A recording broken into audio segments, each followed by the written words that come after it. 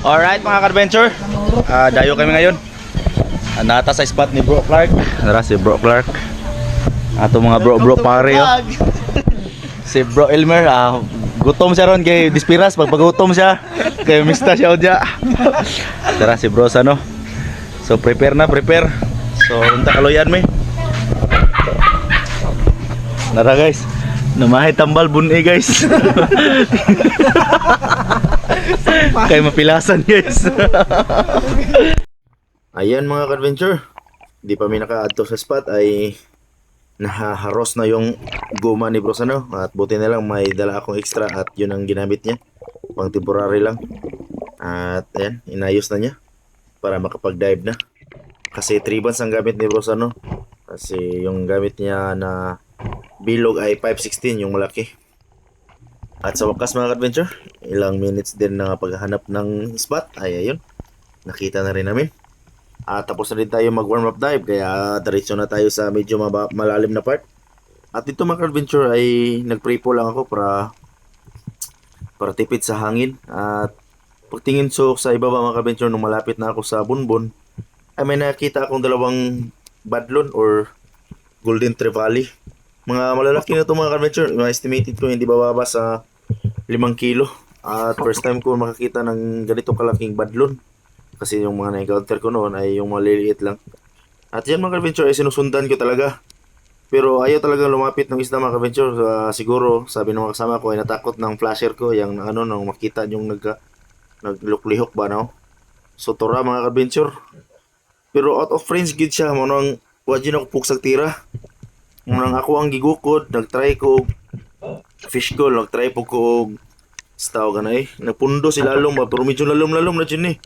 Pero kaya raman po, pero dili jud siya advisable nga one. So paghangad nako, tuwara dumaan ang isang pinfish or lapis mga adventure. Kaya nag-steady na ako ng kadyot, pero wala talaga bumalik. At ito mga adventure, another dive na punta. Move on na ta sa unang encounter na to. So kini another encounter na po mga adventure. So please watch this.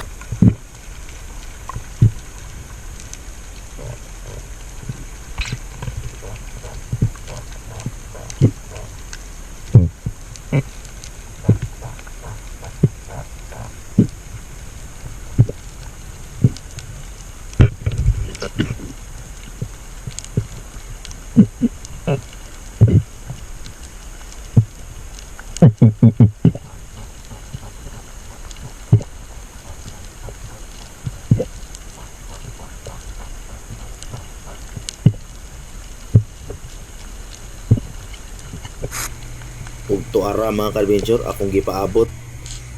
Boom! Agay, wanay go!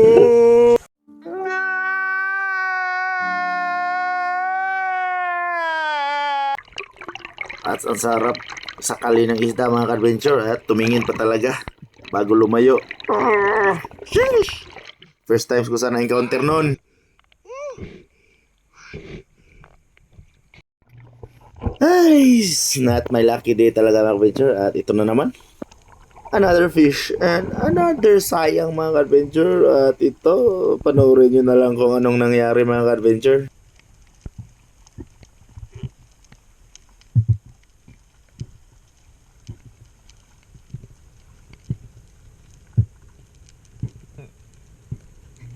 At ayan mga ka-adventure, kitang-kita ko na isda, kaya siniguro kong lapitan. Kaya anong nangyari doon? Hindi na naman tinamaan. Putang, oh shit! May problema talaga sa kamay ko or sa pana. Bobo!